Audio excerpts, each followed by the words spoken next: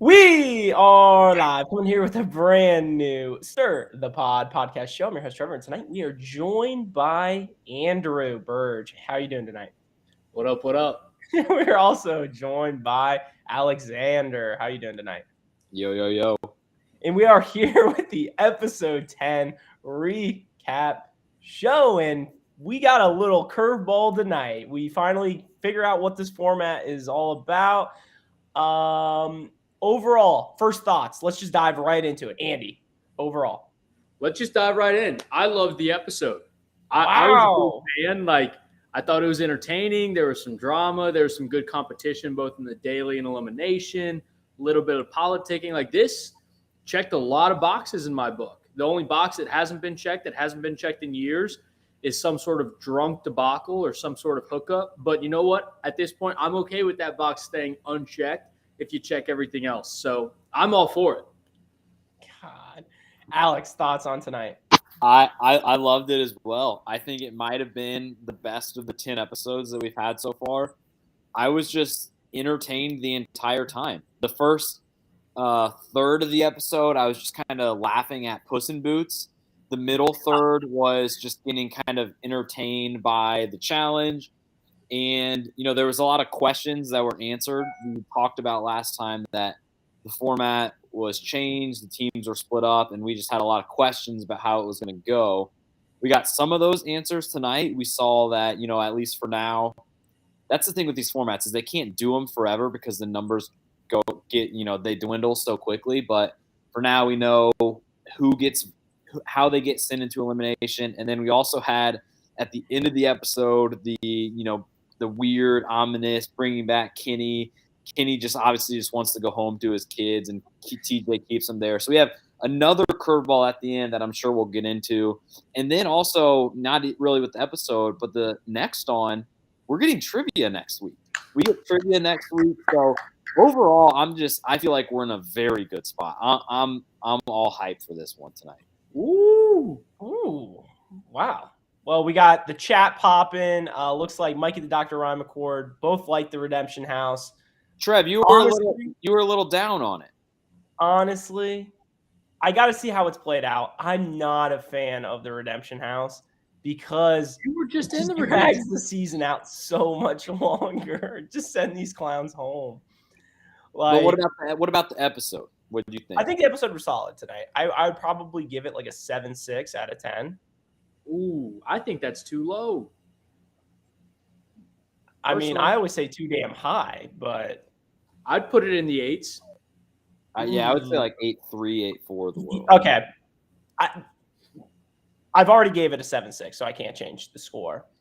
I will say there was a 5-minute span during tonight's episode, which was 100. It was maybe the highest STP has ever been, or BME has ever been in their entire life.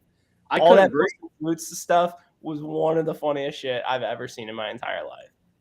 It never stopped. It just kept going and going and going. I mean, they had those little Monday Night Football graphics going. He's just popping out the little lower third, the versus matchup.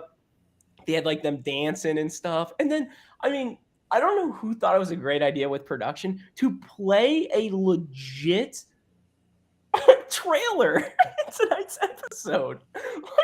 It was I thought I was at commercial for a minute. It was what is going on?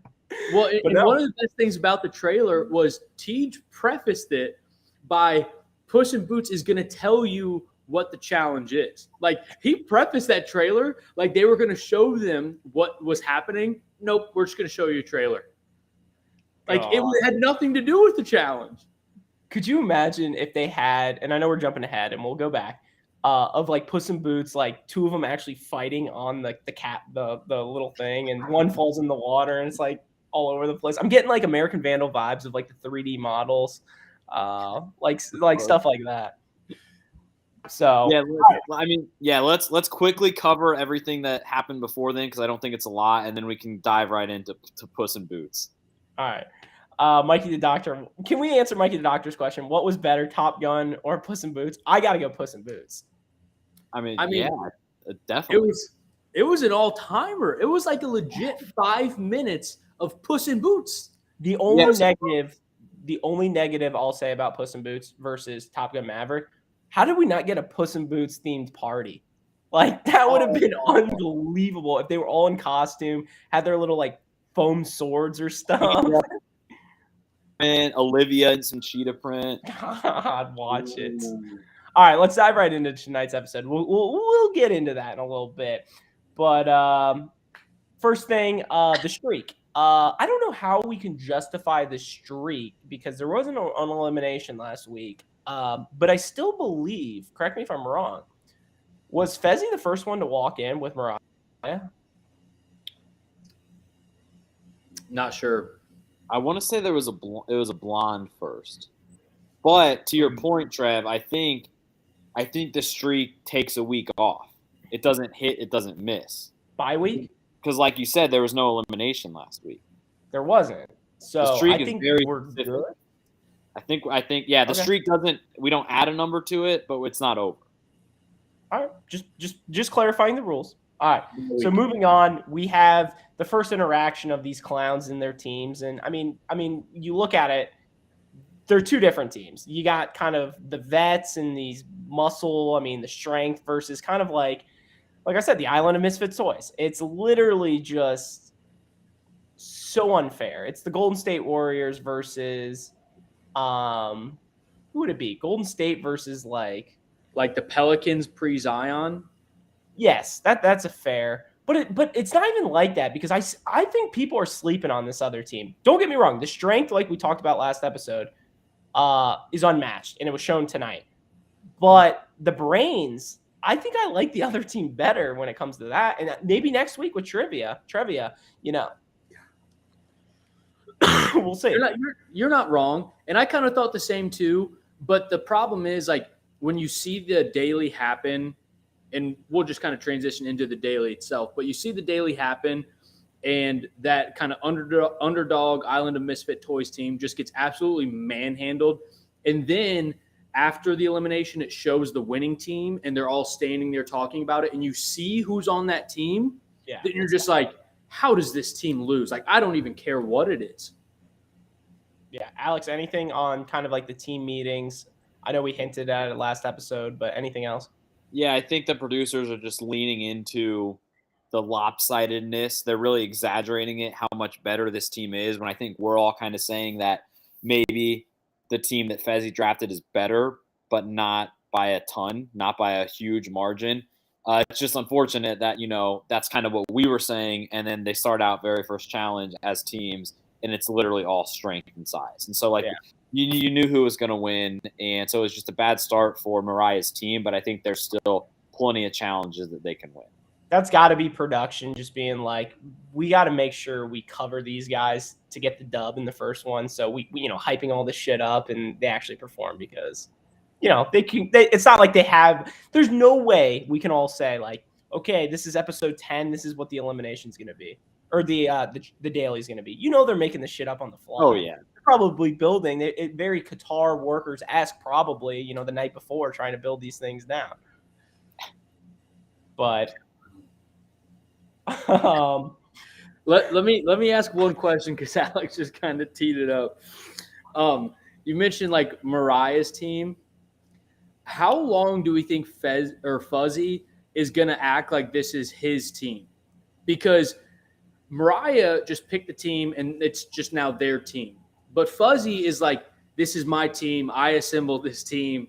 Like, these are like, I am the team captain. How long do you think he's going to try to milk that? Because I could see it going on forever. Yeah, I don't think it'll stop. And one thing I noticed too was even TJ, I don't know if it was intentional or just at one point, I think it was the guy's elimination, when he called up to ask who was going, he said, I guess he's calling him Fezzle. He was like, Fezzle, who from your team is going? As if, like you said, as if Fezzi is the team captain and makes all decisions. Mm-hmm. And so, Fezzi is already kind of thinking that in his own head, and then he hears TJ say that, and it just kind of reaffirms what he's thinking. So I don't think he's going to stop that anytime soon. 100% agree. So the next thing we go into is the Jordan and Tori drama. Just another classic foreshadowing of tonight's episode. Got a lot of that again tonight, where it was basically Jordan and Tori. I mean, the whole love. How do we even describe this anymore? Like, they just don't know. Like, I feel like they're just being so stupid with each other, right? Yeah, it's given me like high school post breakup vibes where like in the deliberation, Tori, kind of didn't want to make eye contact with Jordan and wanted to, when they were in the kitchen together, Anissa's making her big meal, they didn't want to say, anything to each other. And it's just, I hope it's a storyline every episode. Tonight's storyline kind of sucked because it wasn't explosive, but I'm hoping that it continues on. Yeah, absolutely agree. So before we go into the daily challenge, Mikey the Doctor brings up a good point. Why was Fezzi wearing like the oven mitts during the team meeting when he was kind of, like Andy said, the head of the table? He acted like it was my team, not his team or her team or anything like that. It was mine with the mitts on. I couldn't take him serious. You can't. Here's the thing. If you ask a question that starts with why and then it's about Fuzzy, you can't. You got to stop the question. You can't ask why that clown does anything. God. That's my 2 cents. But he's an introvert and very humble. So let's go right in the daily challenge. And then the first thing with the daily challenge, I don't know what else we want to talk about with Puss in Boots, but I could spend another 5 minutes just talking how awesome of a scene that was.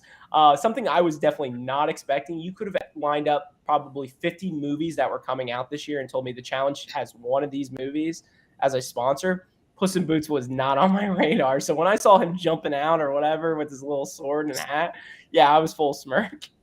So how many? Oh, go ahead. Go ahead. So how many with Puss in Boots in the challenge? How many unique parts were there to it? Because it starts with TJ saying like, this challenge is going to be sponsored by. So that's number one. And then they went to what was his name? Antonio Banderas, right? They go to him, and I thought it was going to stop there, and he kind of does an intro into the trailer. So that's another like 30-second trailer that they do. They come back. Now they're back at the challenge, and there's probably a minute of like the slideshow of all the people with their cats, and then maybe another miscellaneous minute or so of people like talking about, I'm going to be like, they're talking about Shrek and everything. So, and then finally they cut away to the big giant fucking cartoon cat. It seemed like they had to be done, and then they just show, big Puss in Boots, like, doing his sword thing. And then I think finally TJ is able to explain us the rules. God. So what was that? Don't forget, they also had the lower third at the end. So add another one. So was that 7? True. Was that 7? And then you could even add a bonus for the world premiere. The post-challenge winners get to see the premiere. Wow. First off, at the end of the day, we should be asking ourselves, who's paying for this shit for this? Like, why is this a sponsorship for the challenge? Like if I'm promoting a movie like Puss in Boots, probably what? And it's like Shrek, your target audience is what? 7 to 15? Pushing it, maybe a little before that, 5 to 15. Why are you showing this during the challenge? Like, you're telling me, I hope no 7 to 15-year-olds are watching this show on the daily. Maybe 15-year-olds, but 7-year-olds? I mean, come on. Well, and the best part too, Trev, just to add on to that, is like if you look at like the MTV ads or commercials between like episodes, it's like pregnancy tests and like HIV and erectile dysfunction, and then in the show, Puss in Boots. Like, it's just like, how can you have more opposite people you're trying to go after? And one thing the chat mentioned too about Puss in Boots versus Top Gun Maverick. Top Gun Maverick was a sequel of an all-time movie. It was an absolute blockbuster of a movie for this year. Puss in Boots is a spin-off of Shrek, and this is the third movie of it. I mean, somebody's just scraping the barrel to put this on the channel. Okay. Well, let's give Puss in Boots some goddamn respect, because I think Shrek is a better movie than Top Gun. Watch it. Better soundtrack. Shrek 2. Don't sleep on Shrek 2. Don't sleep on Shrek 2. Don't sleep on Top Gun 2. God, no. Top Gun and the problem with Top Gun Maverick and Top Gun, they're the exact same movie. Exactly, and it's awesome. God, Great it's balls of fire. God, literally scene by scene, it's like the exact same movie. It's a good movie. Don't get me wrong. Same movie. All right, let's get back on the tracks. The challenge itself, pretty easy. You got what? Is there 5 people on each team or 4? Like 4 males, 4 females. So basically, it's just head to head. It's a straight up who can, kind of King of the Hill-esque, who can push each other off. So looking at it, I'll say, was it pink and yellow were the 2 teams? Yeah, I think so. So the pink team being Fezzi's and then Mariah's being yellow. I mean, Andy, as our STP bet person, what would you set those odds are, but for the winning team tonight? Pink probably minus 5,000. I was thinking like a realistic minus 450. That's all. Minus 450 is almost a guarantee in the sports book, and that's exactly what happened here. Yeah. So some of the matchups we had tonight, we had Nelly beating Devin. We had Chauncey over Jordan. We had Fezzi over Kenny. Then we had Fezzi over Horacio. We had, what else? Casey over Mariah, and then Olivia over Nani, and then we'll get into the whole Nani thing. Tori over Amber and Anissa over Nerys. Any of those that kind of stuck out to you guys the most? If we're looking at, let's say, Horacio over Bananas, Andy, like I said, odds guy. Like I think Bananas would be probably a minus 200, minus 150 favorite in that matchup. Yeah, I think you got to be right in that range. You got to give him the favorite, but not by a whole lot, because Horacio is very physical. He's probably 15 years younger than Bananas. So in a challenge like this, he had a good shot and he took advantage of it. Absolutely. Alex, any of these matchups surprise you? Bananas and Horacio definitely probably surprised me the most. I also thought it was classic challenge, how they did the whole thing with like lives remaining, and they like subtracted, and basically if you survived, you got to stay on and then go again if it held like that. So stupid. Just like do 4 matchups, do whoever gets best of 4. If there's a tie, like you explained anyway, do sudden death. And the format that they did was more or less that based on how it played out, but just classic producers doing, more than they needed to. And then the last matchup of the day, I think, was Anissa and Nerys. And I wanted to get your guys' thoughts on that one, because if I'm Nerys in that situation, I know that I'm not pushing Anissa off the platform while I'm still standing there. I think there's a chance that I can maybe knock us both into the water. And so what I'm thinking, if I'm Nerys, is I'm just using all of my momentum, weight, force to just knock us both off. And then once we're both in the air, Anissa's gravity is going to go to the water first. So that was kind of just a strategy thing that I don't think Nerys is really thinking about. But the girls, I feel like, were more boring than the guys were. The guys were like, each matchup was semi-close. The girls, Anissa was going to win. Amber and Tori were like doing the sword Puss in Boots thing. So I don't know. I agree, Alex. I think didn't that happen in Dirty 30 when 2 people fell in at the same time? It was very similar. It was like a rotating circle or something like that. Yeah, that was Darrell. That was Tony beating Darrell. Yeah. Yeah, it's Tony beating Darrell. Classic mix-up. And that was kind of how like Nelson beat Devin tonight, because they both went into the water, but it was just Nelson kind of fell off the thing last, so Devin's toe probably touched the water first. Do you think they did? I'm picturing that scene or whatever. I'm sure production hates when that happens though, because then they're just like, all right, we got to bring down the thing and get Nelly back up on the platform. And, I'm sure it's not an easy process by any means to do. But classics, very dark. King Cash, welcome to the chat. Why didn't we get Tori versus Nerys? That's a great question. That is honestly a great question. Production missed the bowl on that one. That would have been fireworks. I'm sure you would have had a classic like Jordan kind of like biting his hands, like this is going to be a little interesting kind of thing. In a Tori versus Nerese matchup, I would have to say Tori's the favorite in that, but she would also be out for blood. Like Oh. she would probably like want to rip her in half while she's still on the platform and then throw her off.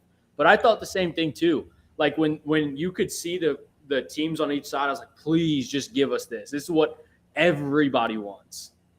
But honestly, if that matchup happened and I'm Tori, do you just kind of, I don't want to say play it dirty, but do you kind of just like angle tackle her off and just see what happens? Yeah. Yes. See. The other thing with the challenge that I don't think we touched on yet is Nany's fall to the water. What did you guys think of that? I think it was against Olivia, so it wasn't a surprise that she lost. But it seemed like a pretty hard hit, and then they did the classic, cut to commercial. They show her limp body in the water, and then they pull up the ambulance, and she's, I think, more just like in shock than anything. Falling that hard, probably hurt a lot, get the wind knocked out of you. She's cold. They shut the door, take her away, and then she's back home the next day. I do have to laugh at production for scenes that this happens. If it's like that, Siobhan, they just give zero. These people are like dead. Like you said, Nany was just limp, and they're just like, let's get a few more shots, maybe an ambulance shot too. Like, she's on a freaking stretcher. Like, there's no sympathy for her. Like, I kind of felt bad. The producers this season, as they're going episode to episode, as they're planning episode 11 in the challenge, they're probably like, okay, let's do trivia. We haven't done that in a couple years. Yes, Tommy, we're locking it in. Let's do trivia. And then it's like, all right, where should we do trivia? Should we put it up above water? And then, one of the interns chimes in like, hey, maybe let's not do it above water. We just had Nany take that bad fall, just last week. She got taken to the fucking hospital because of it. Maybe let's just do it on a beach or something. Nobody has to, get suspended. And then the intern gets fired and they say, ship them all up to the platform. Let's hang them above water again. It's just like people have all like, the busted implant. Leroy had I feel like broke his spine almost in that fall. And it's just like, just fucking do the same challenge up above water. We want to see the fall. We want to do the slow-mo cut to commercial. So fuck anybody that says otherwise. Do you remember the trivia when they were on the platforms like this above water and it would launch them over? And like every single person who got it wrong would get destroyed. Literally everyone got hurt. And it was almost just like, all right, I can't wait to see who gets a question wrong just to watch them fling off this platform into the water. Not like a controlled fall, just barrel rolling into the water. Honestly, I think like those would be kind of fun to try. Like one time. It's just like constantly. I don't know. These people are just in a different league. They're just out of control. So, all right. Anything else from today's? I liked the daily though. I liked it. Thank God we didn't have a puzzle tonight. Like, can't beat that. So it was solid. Yeah. So we go back to the house. Or I guess we find out what happens now is the winning team basically is going to vote in one guy only from the winning team. So now we learn for the first time that it's going away from the boy-girl pairings completely, as we think, and it's going to be a guy's elimination and then a girl's elimination per day. So we're at the guys' week. Winning team comes back, and they got to choose one guy. So basically, what we have to do is, if you're in the scenario, who are you throwing in from the losing team? So you got, who is it? You got Kenny, you got Horacio, you got Jordan, and you got Devin. Those are your four. I'm throwing in, I think they played it well tonight. There's no point of throwing Jordan in tonight because Jordan wins that challenge, I think. Fair? Wrong? Oh, yeah. You remember that one sledgehammer one? I don't remember who he went up against, but in that elimination where it required literally holding a sledgehammer and with one hand, Jordan still won. It was him and Sarah. Yeah. But, I mean, Well, he used to do that that's stuff on his against Zach. phone. It was against Zach. Yeah, he used to that's the do thing. that. Like, I think this would have been made for him, even though like the punching the first one, he's literally got like one hand. But I think you're right. Like the thing is, you can't throw in Kenny. You just can't.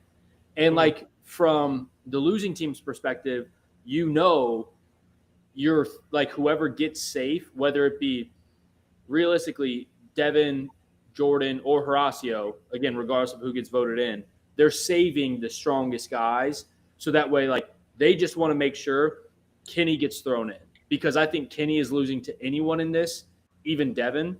And that's where, like, and now that I'm thinking about that, maybe their best pick would be to throw in Devin because you know that whoever pulls the safe card is going to throw Kenny into the elimination. So if you're on the winning team, you got to think, okay, well, who do we think Kenny has the best chance of beating? I think you got to throw in Devin and just hope for the best because there's no way in hell Kenny is beating Jordan or Horacio. Yeah, that's fair. Yeah, I always like this part of the season when it's like the political decisions are so under a microscope because the numbers are just this little. And so with only 4 guys, I think the kind of collective census in the winners room was basically Kenny is the worst of the 4, Jordan is the best of the 4, and then depending on what attributes you want to look at for Devin versus Horacio, either one of them could be 2 or 3. And I think Bananas was kind of the one that sparked the idea of the winning team about basically keep it simple. Kenny is their worst player. We all know that. We all are joking about that. We want him on their team as long as possible. And Jordan is just, the best. He's not going to lose. He can come back against us. And so I feel like they were all just kind of circling. I feel like one of the 4 that was the least in consideration was probably Devin. But I mean, they talk about all 4 names at one point, and then it just kind of jumping around a little bit. I think they kind of settled on we don't want to go Kenny because we want to keep him on, even though they didn't, obviously. And then Horacio was just the rookie option that everybody kind of went with. And you brought up real quick the whole Horacio, Devin, wherever you want to rank them. Honestly, after seeing the season the way it's played out, I think I'm putting Horacio over Devin for sure. For sure. Right? Like, am I? For sure. That's not crazy, right? For sure. Alex? For sure. Oh my god. All right, so like go to the club. So yeah, we're going to the club, and we have Tori kind of pleading her case to Jordan, which I don't know why she kind of did. It kind of surprised me because, like, I felt like we kind of knew Jordan wasn't going in at that point, right? I don't know. I mean, we did see a Tori and Fuzzy conversation where she was coming up with this plan that Fuzzy, as team captain, wasn't fully on board with. He was like, oh, well, you know what? They're going to win next week, and then they're going to throw me in, and I'm going to think, what the hell? But obviously, that didn't end up happening. But even, like, as we saw during the elimination, I don't think that team knew what the hell they were doing in terms of the vote. So I think Jordan was probably an option, but I don't think you could say, or I don't think their team could say, even going into the vote, that they knew what was going to happen. That's fair. Alex, anything on that? I'm good. God, it's almost like you're watching like a basketball game or something right now. So moving forward, we had, and the elimination, we have, Tej calling him out. All right, team, who you voting in, blah, blah, blah. And Fezzi's like a deer in the headlights. He's like, what are we doing? What are we doing? Like, I was like, dude, I thought you were this big bad wolf making all these decisions and stuff. And he kind of, I don't know, rounded up the troops real quick. And you can kind of see how the team, especially this episode with Chauncey, Nelly, and Olivia, really have no say in this team. They really don't. No. Whatever Fezzi and his group wants to do, that's what they're going to do. And that's why I'm curious of how this game is going to play out. If that team loses, where are we going to go with that team? I mean, I'm thinking like, is Fezzi going to save Nelly? I don't think so. No. Fezzi does whatever Fezzi wants. Yeah. Fuzzy's all about himself. Did it kind of piss you guys off that when TJ says, Fezzi, what's your vote? And then he turns to the rest of the team. I feel like in the past, TJ has stopped that before. Yes, like, I agree. He said, like, no, give me, like, you're done. Like, give me an answer. I need one right now. And basically would stop the, on-the-spot team deliberation. That pissed me off because they went at it for like a minute. Oh, my God. Stop. Is that Weston? Unbelievable. Unbelievable. Honestly, that brings back to the point that Andy brought up last year. Is Tej becoming soft? Oh, 100%. He's so soft these days. I still love him. He's still the GOAT, but he's getting soft on quitters. He's allowing this kind of stuff to happen. You hit the nail on the head. Back in the day, he used to say, no, don't talk to them. I need your vote. Because it was very clear this is an individual vote. And back in the day, he used to rip people who would try to say they had I don't know how long. They had at least 12 hours to figure this out. If you can't figure this out before the elimination happens, you just have to go. Or you should go in. The famous Zach and Amanda. And who knows, if TJ says that to him and he can't talk to his fucking, cronies on his team, maybe he can't think of an answer and just throws out Devin. And then the next person can't just ride the Horatio wave and they say Devin. And then the next, person says Kenny. And then all the numbers are just off. And so it was just annoying the fact that TJ allowed that to happen. I thought this was TJ's game. He's taken a lot of possession over, the final and the challenges these past few seasons. So how can you let that happen? I didn't think about that once watching this episode, but you're spot on. Interesting. The inmates are running the asylum. God. So, like we said, Fezzi's nervous. Eventually, the team kind of all looks at each other. They get Horacio. No big deal. And then we get to the draw. And you have three people. First person to go is Devin. And looky here, he literally pulls the safe card 1, 2, 3. So he pulls the safe card and he has to choose between Jordan and Kenny, and he chooses to save Jordan. No surprise there. Don't know what that whole speech was all about. I mean, it was pretty obvious. So we have the elimination: Horacio versus Kenny, or Horcrux to some people. And basically, it's basically, let's just level 1, level 2, level 3, level 4 of knocking something down, and you're using tools or whatever. I'm almost curious. I forget which stage, if there was a total of 4, if it was the third one, I think it was the wood one, where it was like a mini hammer almost. I felt like you could have just ran through that. I bet you had to use whatever they gave you. I could see them black flagging that. Could you imagine? And it was the one after, I think it was the third one. So you're hitting the drywall first, and then it was the locks. Right after the locks, if you just open the door and just like a diving header through it and just go right through it, and then you got the last bolt.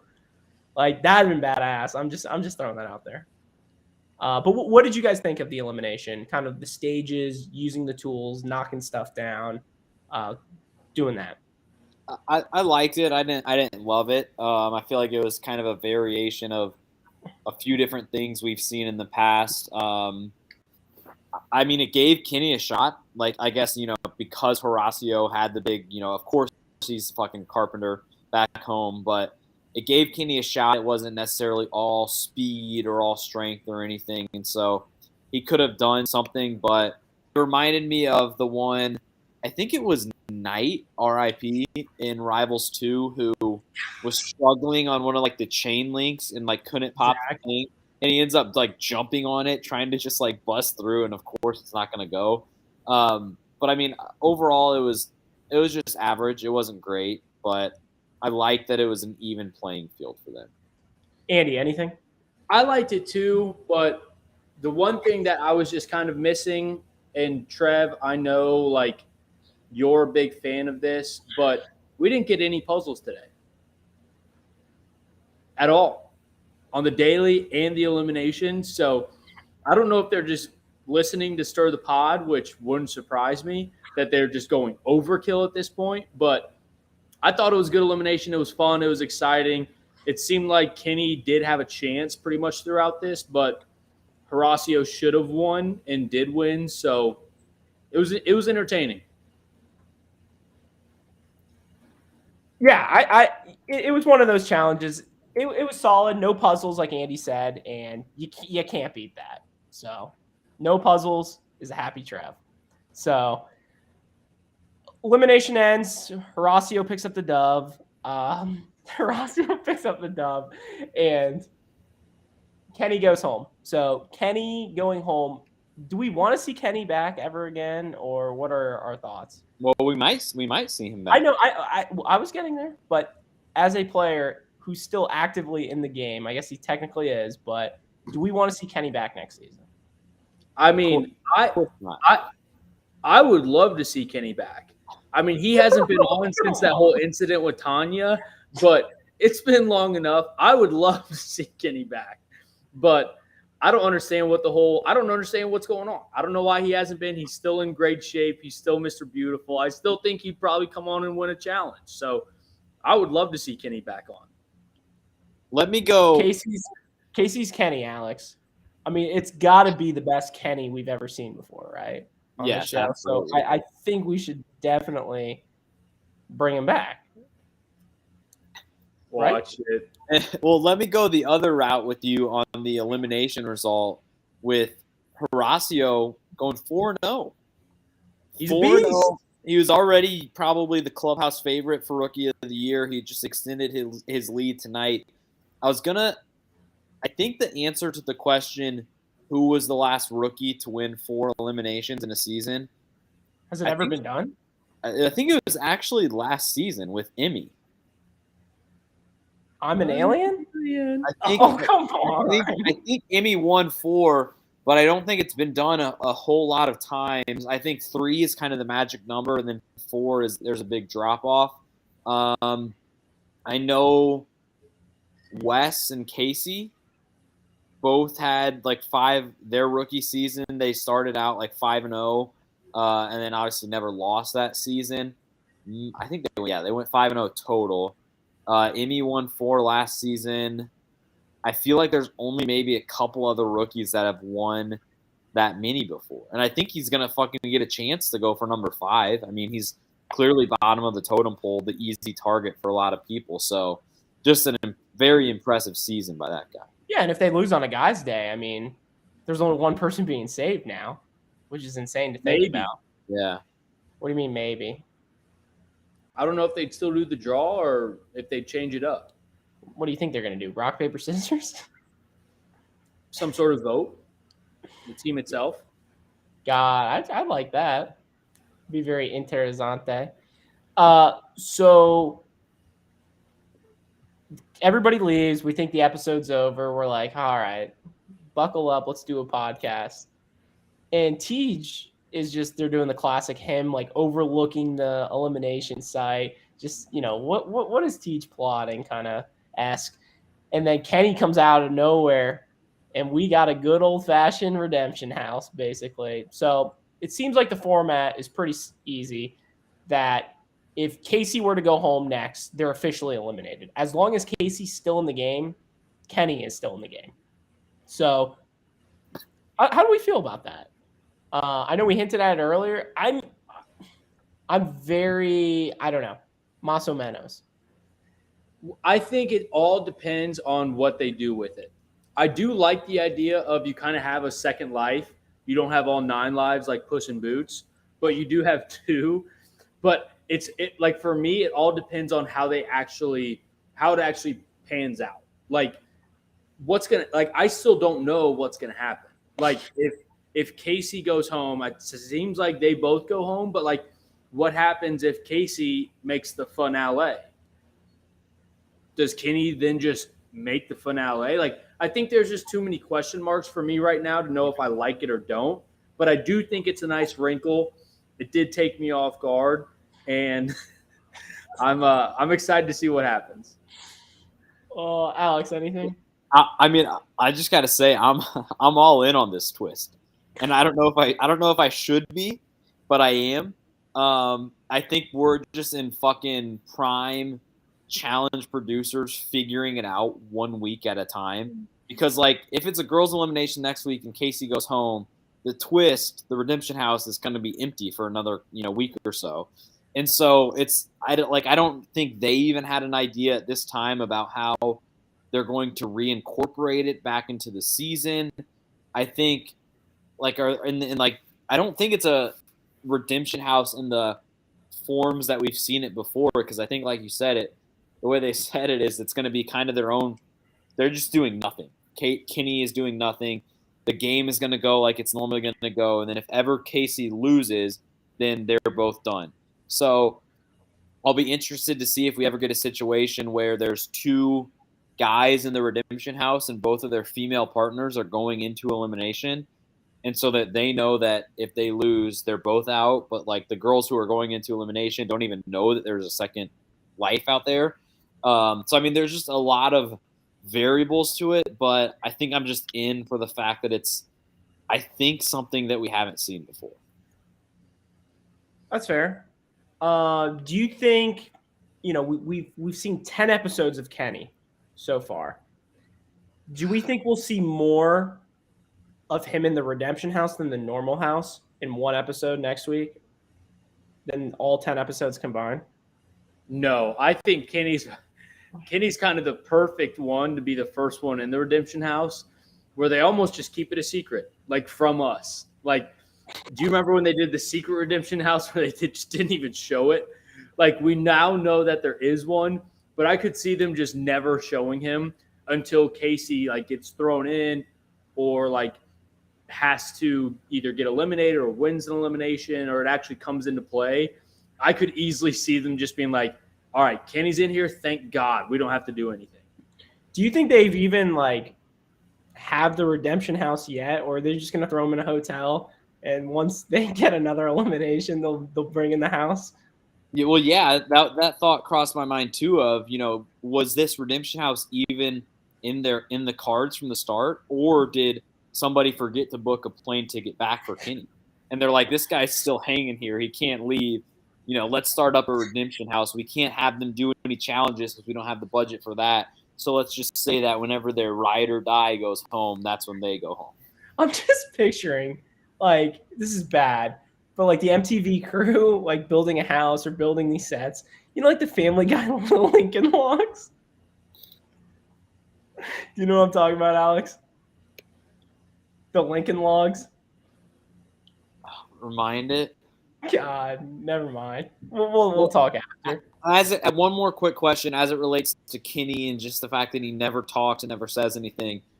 One question that I came by tonight was we saw tonight that he has a wife and a kid, and instantly my mind went to Corey and his kids that he talks about all the time. Wait, Corey has a kid? The last season that Corey was on, whatever that was, and he was just mentioning it every single time, are there more Corey mentions of his kids than Kenny sentences ever? Gotta be. Oh, they yeah. They both have kids, so they're on the same level. So, Kenny could be talking about his kids every chance he gets, but Corey is talking about his kids more often than Kenny is even opening his mouth. Absolutely. 100%. No question. Silencio. All right. What a good question. All right. Anything else from tonight's episode, or should we go into some segments? I think let's do some segments. I think we're in a good spot. Yeah, let's do some segments.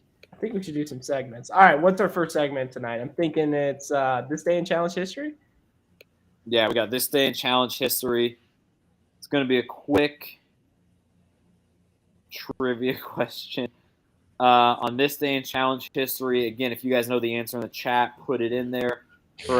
First correct answer gets 5 brownie points tonight. This day in challenge history on The Duel, it was episode 11. Brad won an elimination, and who did he beat? What was the question? Who did Brad beat in the duel? Yes. I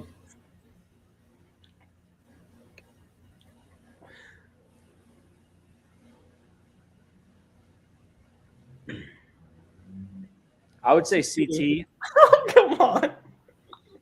CT is probably the best wrong guess because he did beat CT that season, but it was not this episode.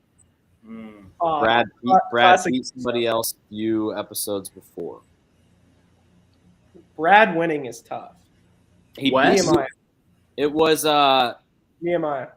in a pole wrestle. He didn't beat Wes.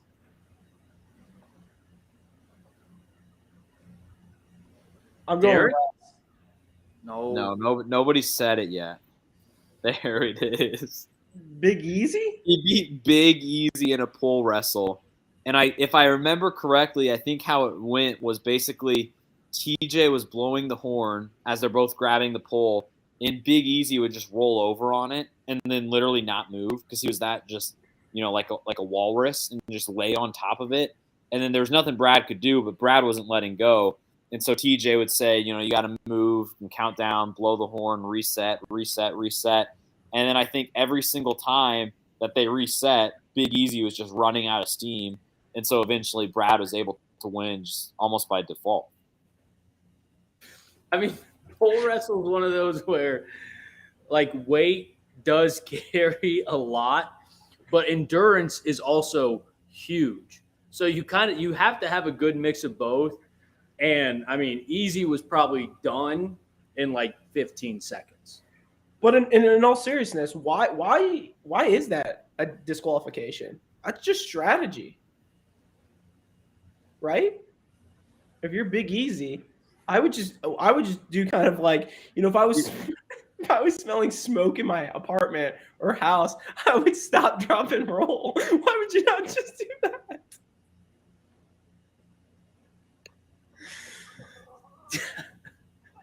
All right, let's go on to the next segment. What do we got? Do we have anything else, or are we straight in the MVP? No, we got MVP, LVP. MVP, LVP tonight.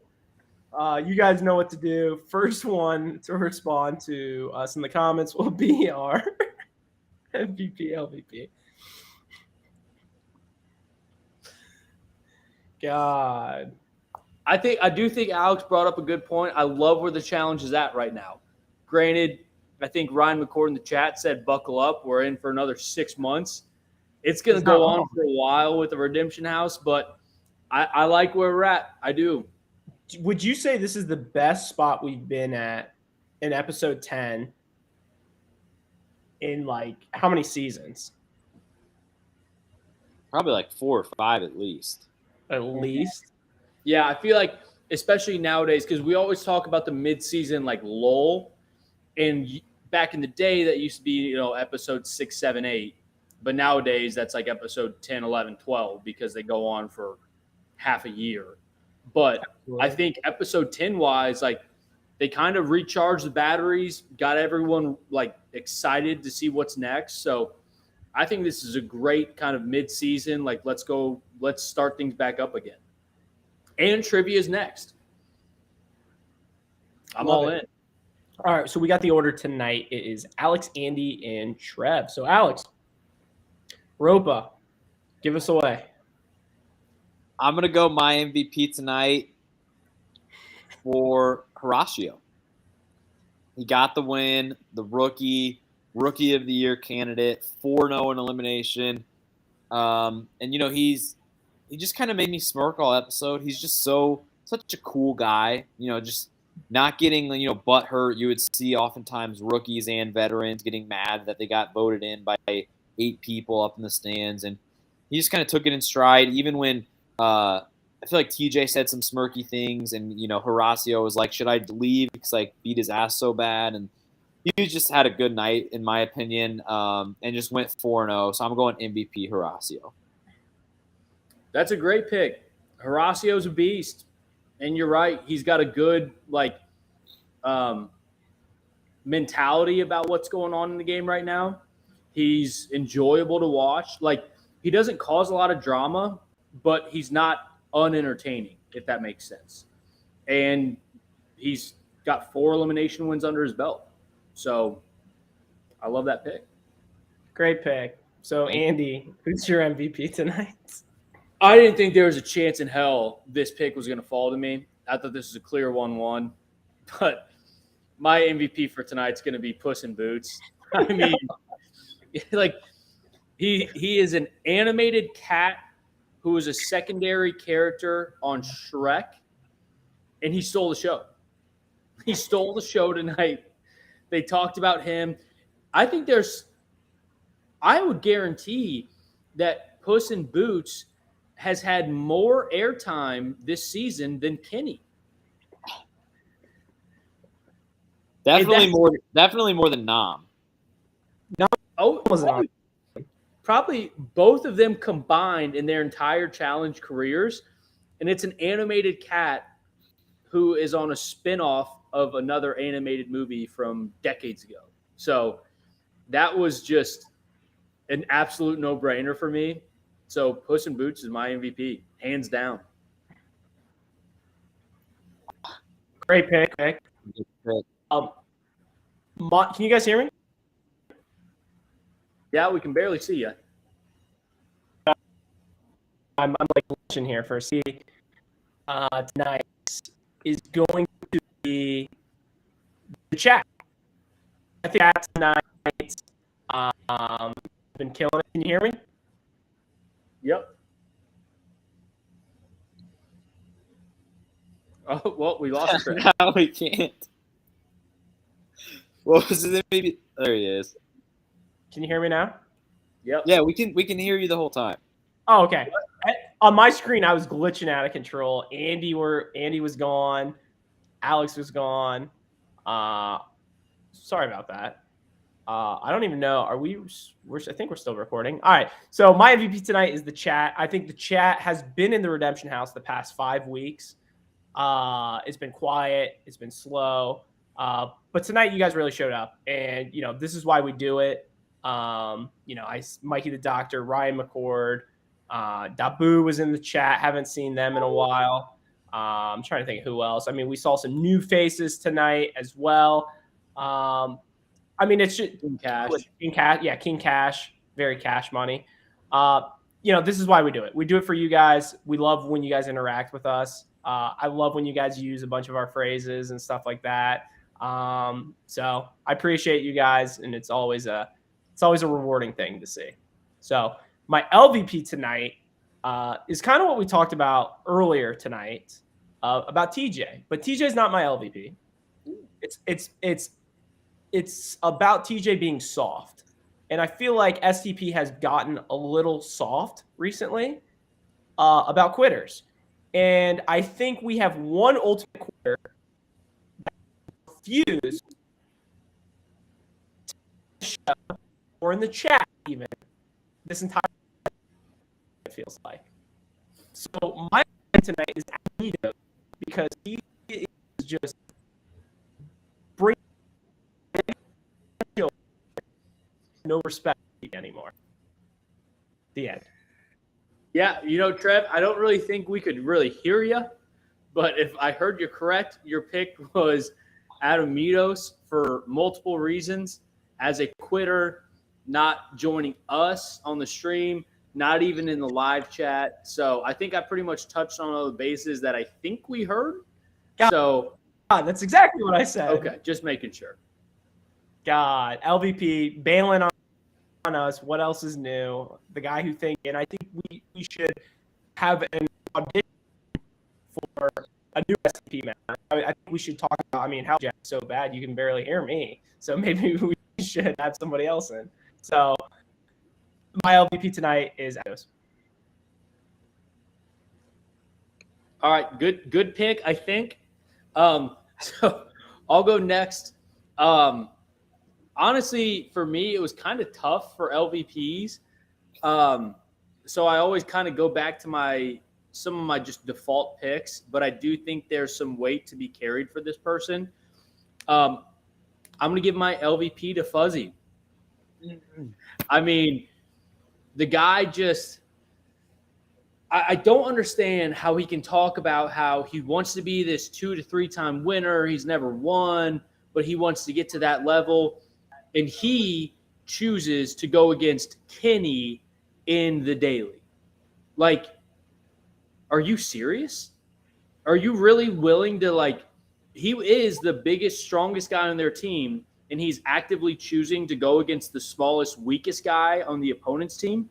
I mean, it is Team Fuzzy, not in a sense of he is the team captain, even though in this episode we clearly saw that he thinks he is the team captain.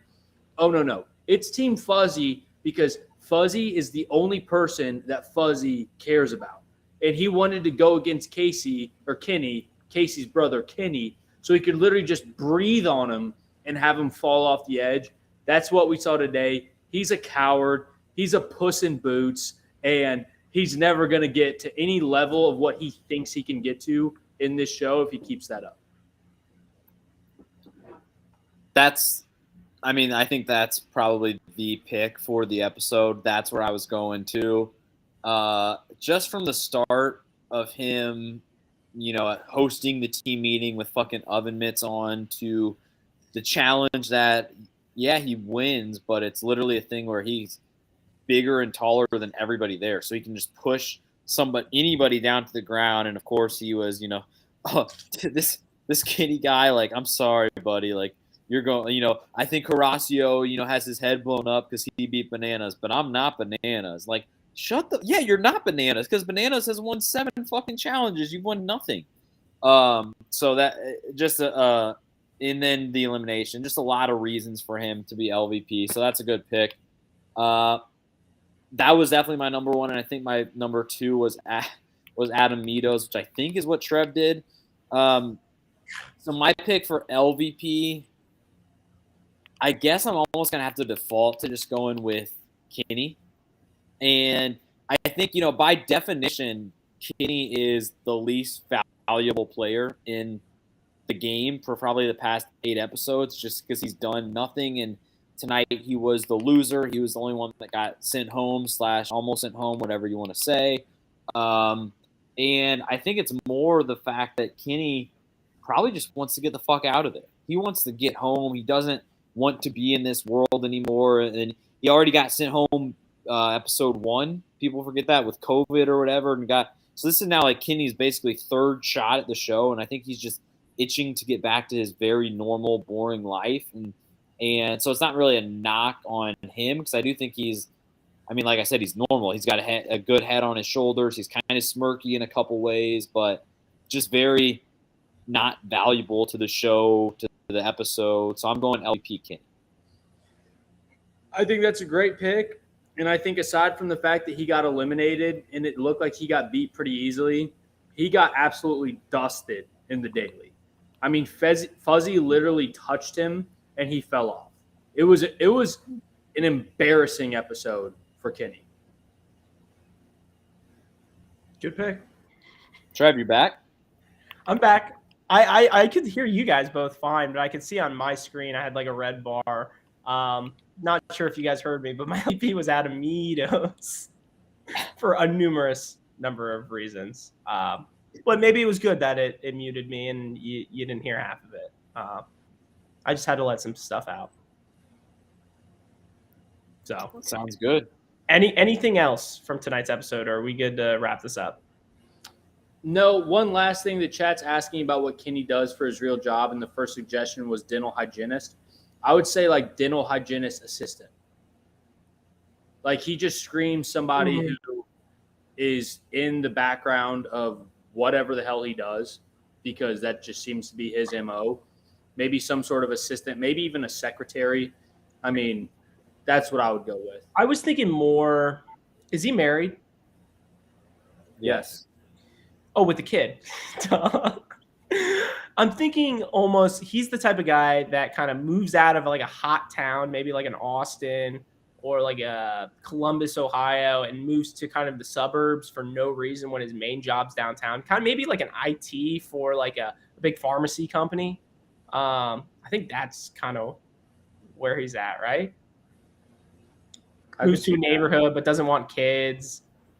Maybe gets a dog or a cat. He's got a kid. God, you're not. Where have you been?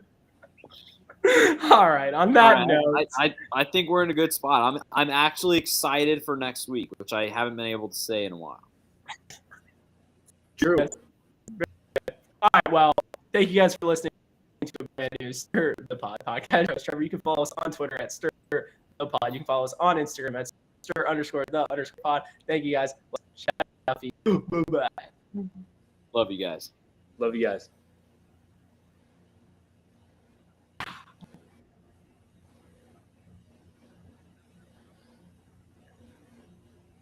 God. Trevor, I think we're still going.